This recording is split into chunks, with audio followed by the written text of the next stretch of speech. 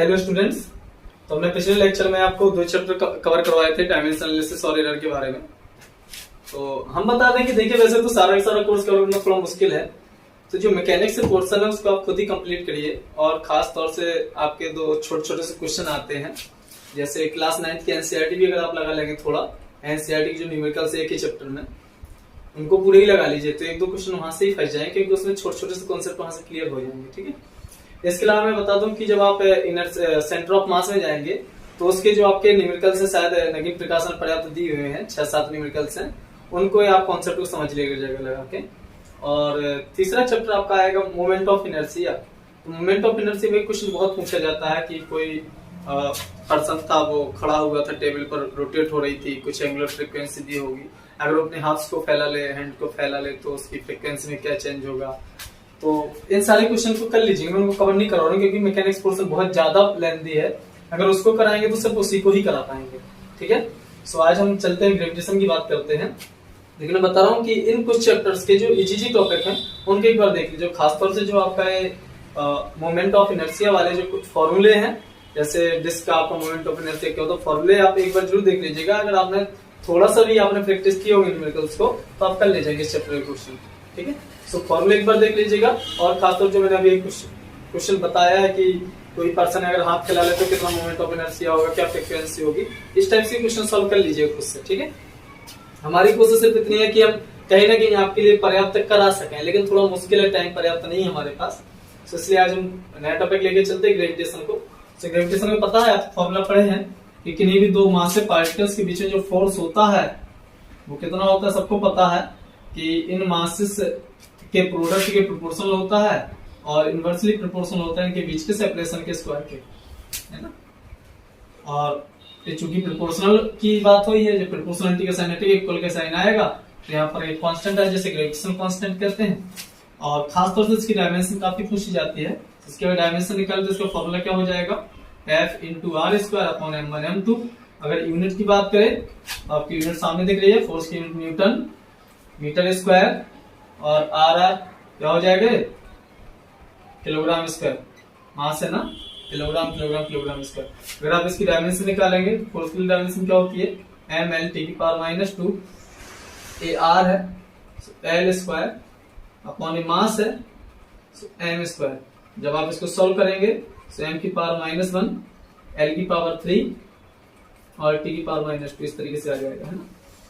इसके अलावा एक और क्वेश्चन काफी पूछा जाता है कि अगर आप अर्थ के नीचे आपको पता है अर्थ सरफेस पर जो ग्रेविटी होती है वो कितनी होती है, आप ये पढ़े ना कि जैसे जो आपका फॉर्मूला है वैसे तो जो फोर्स का फॉर्मूला इतना है, Gm1 m2 upon r square, या मान लीजिए m है और m2 क्या है, मास ऑफ अर्थ है, ये मान लीजिए अर्थ है और यहाँ पर कोई ऑब्जेक्ट रखा है स्मॉल m मास का, ठीक है, स्मॉल m मास का। तो इस पर जो आपका ग्रेविटेशनल फोर्स होगा इतना होगा Gm me upon R E square, अगर सरफेस पर है तो, है ना। लेकिन आप तो दूसरा फॉर्मूला पढ़ेंगे, इसका जो वेट होता है किसी ऑब्जेक्ट कितना होगा, m इंटू जी, m से कैंसिल हो गया, जो ग्रेविटी की जो वैल्यू आ जाती है स्मॉल जी कितनी आ जाती है, Gme upon R E square. जब आप इसको सॉल्व करेंगे तो जो वैल्यू आती है कितनी आती है, 9.82 मीटर पर सेकंड स्क्वायर।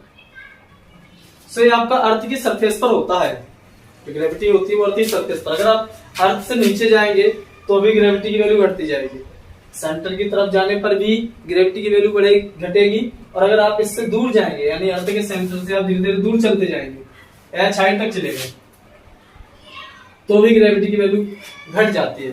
जो मैक्सिमम होगी ग्रेविटी की वैल्यू वो कहां पर होगी, आपकी सरफेस पर, अर्थ सरफेस पर। ठीक है, सो कितनी होगी, अर्थ सरफेस पर तो इतनी होती है। अगर आप अर्थ सरफेस से नीचे जाना शुरू करते हैं सो G = 2 हो जाता है आपका,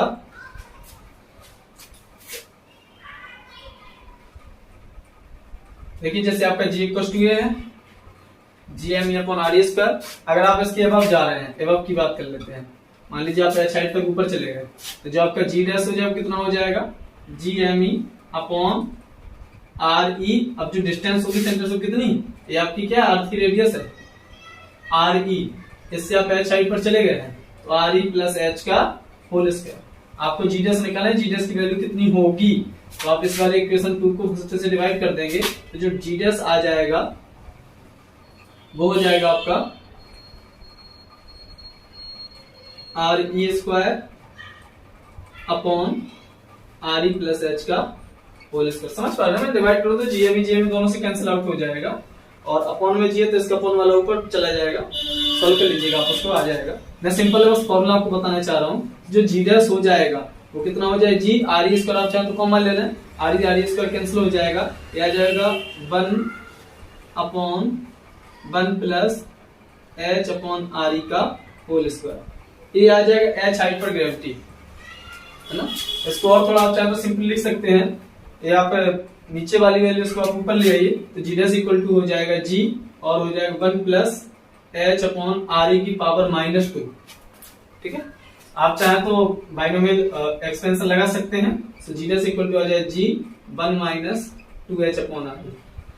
से फॉर्मूला होता है आपका एच हाइट के लिए कि अगर एच हाइट पर जाए तो ग्रेविटी कितनी हो जाएगी, तो जो बात की ग्रेविटी होगी जी स्मॉल जी डैश वो क्या होगा 1 से कुछ ना कुछ कम से मल्टीप्लाई कर रहे हैं ना, तो जो वैल्यू आएगी जी डैश की वो जी से कुछ ना कुछ कम आएगी। ठीक है, अगर आप नीचे जाते हैं इस अर्थ से नीचे जा रहे हैं एच हाइट अगर आप नीचे गए हैं तो जी डैश इक्वल टू हो जाएगा जी और ब्रैकेट में 1 माइनस एच अपॉन आर। तो ठीक है ना, जब आप एच हाइट ऊपर जाएंगे तो जी डैश इक्वल टू क्या हो जाएगा जी 1 माइनस 2h अपॉन आर, और जब आप नीचे जाएंगे तो g dash equal to g 1 minus h upon R. अच्छा, अर्थ की रोटेशन का ग्रेविटी पर क्या इफेक्ट पड़ता है तो उसके लिए भी ये फॉर्मूला याद रखना। छोटे छोटे से क्वेश्चन पुट अप हो जाते हैं। जी डैश इक्वल टू होता है g minus R E omega square cos square lambda. R E क्या है, रेडियस ऑफ अर्थ है, ओमेगा क्या है, एंगुलर फ्रीक्वेंसी है या एंगुलर वेलोसिटी, और ये आपका लैम्डा आपका एंगल होता है आपका पोलर इक्विटोरियल प्लेन में इसको रेखा पर। ठीक है, तो इस तरीके से इसको याद रखना। अब इसमें छोटे छोटे क्वेश्चन आते हैं, आप इनको लगाइएगा। और मैं सच बताऊं क्या, तो आप एनसीईआरटी की न्यूमेरिकल्स लगा लीजिएगा। और मुझे लग रहा है ज्यादातर सब लोगों के पास आपके पास बुक होगी लगी प्रकाशन की, तो जो कंपटीशन कॉर्नर दिए होते हैं आसान आसान से क्वेश्चन होते हैं, ज्यादा लेंथी क्वेश्चन नहीं होते हैं, उनको लगाने की कोशिश कीजिए तो वैसे ज्यादातर क्वेश्चन आ जाएंगे इससे। ठीक है, हाँ, मोमेंट ऑफ इनर्सी जरूर कर लीजिएगा वहां से क्वेश्चन। ठीक, तो थोड़ा सा और बात कर लेते हैं। अगला टॉपिक है आपका एस्केप एनर्जी वाले एस्केप वेलोसिटी का। सो आप जानते हैं कि अगर मान लीजिए अर्थ है तो अर्थ के चारों तरफ अगर कोई सैटेलाइट मूव कर रही है तो किसी फिक्स ऑर्बिट में ही मूव कर रही होगी। मैंने मान लिया कि इस फिक्स ऑर्बिट में जो इसकी वेलोसिटी है वो कितनी है, vo है, ऑर्बिटल वेलोसिटी vo। ठीक है, तो आपको पता है जब आपका अर्थ की चारों रोटेट हो रही है तो बिना अट्रैक्शन फोर्स के तो रोटेट हो नहीं सकती है। तो इसको रिक्वायर्ड सेंट्रीपिटल फोर्स कहां से मिलेगा, अर्थ के ग्रेविटेशनल फोर्स से मिलेगा। ठीक है, यानी आप कह सकते हैं कि रिक्वायर्ड सेंट्रीपिटल फोर्स बराबर होगा किसके, ग्रेविटेशनल फोर्स के। और सेंट्रीपिटल फोर्स का फॉर्मूला क्या होता है, m v square upon r, और ग्रेविटेशनल फोर्स क्या होता है, G M E M upon r square. ठीक होता है, इससे एक आर कैंसिल हो जाएगा। आप यहाँ पर बात करें किसकी, ऑर्बिटल वेलोसिटी की, एक एम से एम भी कैंसिल हो जाएगा। So B naught square equal to आ जाएगा G M E upon R. R क्या है, यहां से लेकर यहां तक की डिस्टेंस, ये वाली डिस्टेंस आपकी रेडियस ऑफ अर्थ की इक्वल होगी, और ये वाली डिस्टेंस मान लीजिए एच हाइट की बात कर रहे हैं। सो जो आपकी ऑर्बिटल वेलोसिटी हो जाएगी वी नॉट स्क्वायर वो कितना हो जाए, G M E upon r की जगह लिख सकते हैं आर ई प्लस एच।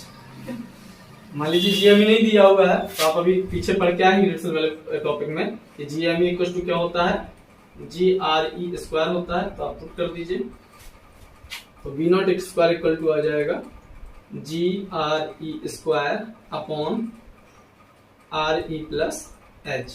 तो वी नॉट इक्वल टू क्या हो जाए, root of ji R E square upon R E plus H. तो इसको आप लिख सकते हैं, आर ई स्क्वायर है, आप आर ई को बाहर ले लीजिए तो ये आ जाएगा स्मॉल जी और अपॉन में आ जाएगा आर ई प्लस एच। और अगर इफ एच आपका वेरी वेरी लेस देन हो आर ई से तो आप इसको रिमूव कर सकते हैं। So V not equal to आ जाएगा R E root of G upon root R E. जब आप इसको सॉल्व करेंगे तो आ जाएगा root of ji R E. G की वैल्यू आपको पता है 9.82 और आर ई कितना होता है 6.4 इंटू 10 की पावर 6 मीटर। तो जब आप इसको सॉल्व करते हैं नियरेस्ट आ जाएगा 7.92 किलोमीटर पर सेकेंड। ये मतलब तब है जब एच आपका बहुत ही कम हो, यानी अर्थ के बहुत ज्यादा पास आपके मूव कर रहा हो सैटेलाइट। नहीं तो जनरली वैसे हाइट दी होती तो आप उस हिसाब से इसको सॉल्व करके निकाल सकते हैं, है ना। तो अगर किसी एस्केप एनर्जी क्या होती है, एस्केप एनर्जी होती है किसी ऑब्जेक्ट को अर्थ से बाहर करने के लिए कितनी एनर्जी चाहिए। तो उसके लिए जो आपकी वेलोसिटी टोटल जो एनर्जी होती है किसी ऑब्जेक्ट की बाहर जाने के लिए वो होता है आपका ये इक्वल होता है 1/2 जी MEM अपॉन R। तो अगर आप यहाँ से एस्केप एनर्जी की बात करें 1/2 से, तो जो आपकी एस्केप वेलोसिटी आ जाएगी E, वो आ जाएगी √2 times of GRE² upon RE plus H। तो आप देख पा रहे हैं कि जो आपका जो BE है इसके वेलोसिटी क्या होती है, इसके वेलोसिटी कि किसी ऑब्जेक्ट को दी गई है मिनिमम वेलोसिटी कि अगर उसे उतनी स्पीड से फेंक दिया जाए अर्थ की सरफेस से तो अर्थ की ग्रेविटी से बाहर चली जाएगी, कहीं दोबारा अर्थ पर वापस लौट के नहीं आएगी। तो ये आपको पता है वैल्यू किसकी लिखी हुई है, ये आपकी ऑर्बिटल वेलोसिटी की वैल्यू लिखी हुई है। तो आप कह सकते हैं √2 times of VO orbital velocity.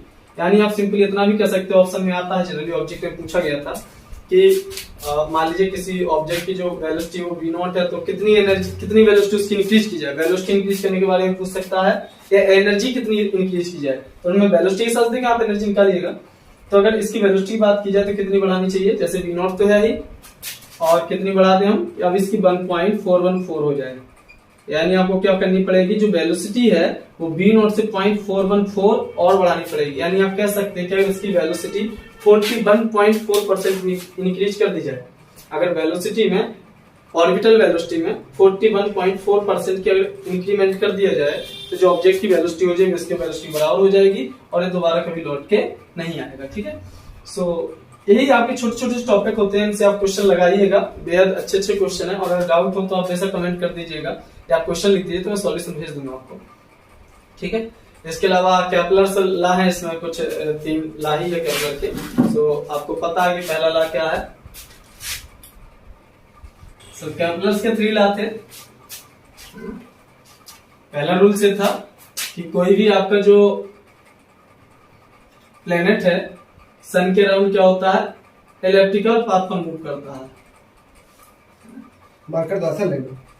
Elliptical path पर मूव करने का मतलब क्या है कि सर्कुलर बिल्कुल भी नहीं हो। जो सन होगा वो जरूरी नहीं कि इसके बीचों बीच हो, सन किसी एक पॉइंट पर फोकस पर होगा। ठीक है, सो पहले यही है कि जो आपके प्लैनेट्स होते हैं वो सन के अराउंड क्या होते हैं, इलेप्टिकल पाथ पर, हिंदी में कहते हैं दीर्घ वृत्ताकार पथ पर मूव करते हैं। और जो सन होता है वो किसी पॉइंट पर फोकस पर सिचुएटेड होता है ना। ये आपका पहला रूल था।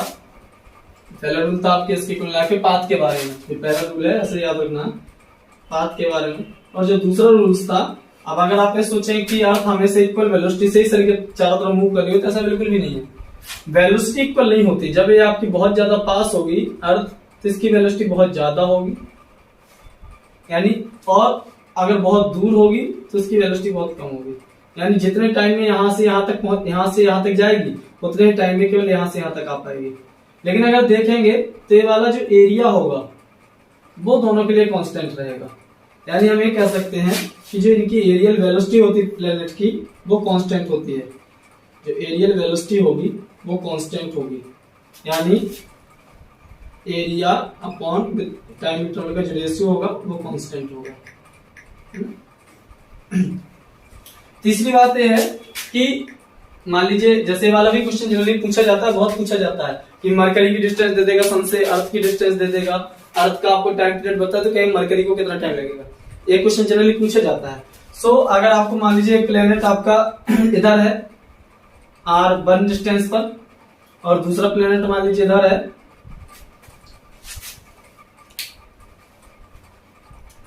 इसकी मान लीजिए डिस्टेंस वो है आपकी R2, एवरेज डिस्टेंस है R2, है ना। यानी कि यही आपकी R1 होगी। सभी जगह डिस्टेंस के जो एवरेज है उसे मैंने R1 मान लिया पहले प्लेनेट के लिए, और दूसरे प्लेनेट के लिए जो मैंने डिस्टेंस मान लिया वो मान लिया R2। तो इनके लिए जो टाइम पीरियड का स्क्वायर होगा, जो किसी भी प्लेनेट का अर्थ के सन के अराउंड जो आपका टाइम पीरियड का जो स्क्वायर होता है वो प्रोपोर्शनल होता है किसके, मीन डिस्टेंस के बिटवीन सन एंड प्लेनेट के क्यूब के, है ना। यानी अगर आपको दो डिस्टेंस दिए हो तो सिंपल ये वाला फॉर्मूला याद रखना, T1 अपॉन T2 का जो होल स्क्वायर होगा वो किसके बराबर होगा, R1 अपॉन R2 की पावर 3। ये वाला फॉर्मूला याद रखना। ठीक है, इससे भी क्वेश्चन पूछे जाते हैं। तो ठीक है बेटा, तो हमने इसमें आपको सिंपली छोटी छोटी चीजें बताई हैं। सबसे पहले हमने बताया आपको small G capital G relation क्या है, कैपिटल जी की डायमेंशन वैल्यू कितनी होती है 6.6 × 10⁻11 यूनिट आपको पता है, बताई थी हमने। इसके बाद आपने अर्थ से ऊपर जाने पर और अर्थ से नीचे जाने पर ग्रेविटी में कितना चेंज होगा, इस तरीके से आप छोटे छोटे न्यूमेरिकल्स हमको करना, मतलब क्योंकि आपको देखिए हम थ्योरी तो करा सकते हैं, न्यूमेरिकल्स बहुत सारे हैं, वो आपको खुद ही सेल्फ स्टडी तो करनी पड़ेगी थोड़ा सा, ठीक है। इसके बाद फिर हमने आपको एस्केप के बारे में बताया है, तो उसमें आपके सारे कैपिलर्स लाए हैं 3, इनको आप सिंपली ऐसे याद रखते हैं। पहला पाथ के बारे में बताया गया है, दूसरा वेलोसिटी के बारे में, और तीसरा आपका टाइम इंटरवल के बारे में, ठीक है। इसके अलावा ऑर्बिटल वेलोसिटी का फॉर्मूला कितना होता है, कितनी वेलोसिटी निकालने के लिए आ सकता है, और जो सबसे ज्यादा जरूरी है, इसमें जो केपलर में तीनों में ये वाला सबसे ज्यादा इंपॉर्टेंट है कि दो ऑब्जेक्ट की जैसे डिस्टेंस दे देगा दोनों प्लैनेट्स की, और उनका टाइम पीरियड कंपेयर करवाएगा। जैसे मान लीजिए अर्थ का आपको टाइम पीरियड पता है, तो आपका क्या हो कि मंगल ग्रह का आपको मान लीजिए डिस्टेंस दे दो, उसका आपका टाइम पीरियड पूछ सकता है, ठीक है। तो इस वाले क्वेश्चन को आप कर लीजिएगा। और इसके अलावा इसके वेलोसिटी में कितना, ऑर्बिटल वेलोसिटी में कितनी वेलोसिटी इंक्रीज करनी होगी कि आपको वो ऑब्जेक्ट एस्केप कर जाए, कितनी एनर्जी जरूरत होगी, हमने बताया कि आपका √2 टाइम्स होता है ऑर्बिटल वेलोसिटी। सिंपली भी ऑप्शन मिल जाता है, जनरली क्वेश्चन पूछ लिया जाता है कि जब आपकी इसके वेलोसिटी की वैल्यू होती है तो लिखा होगा ऑप्शन में 2v0, है ना। दूसरा ऑप्शन दे देगा √2v0, अगर आप कंफ्यूज हो तो हो गए, है ना। सिंपल कहते हैं v = v0 और फिर कहते हैं नथिंग, नन ऑफ दीज। तो आप याद रखिए, सिंपल सा फॉर्मूला है कि जो ऑर्बिटल इसके वेलोसिटी होती है ऑर्बिटल वेलोसिटी √2 टाइम्स होती है, ठीक। सो बेटा थैंक यू। अगर किसी के इसमें कोई डाउट होता है तो बता दीजिए, तो मैं इसका एक और वीडियो बना दूंगा, नहीं तो आप इसको खुद से एक बार करने की कोशिश कीजिएगा। ओके बेटा, थैंक यू।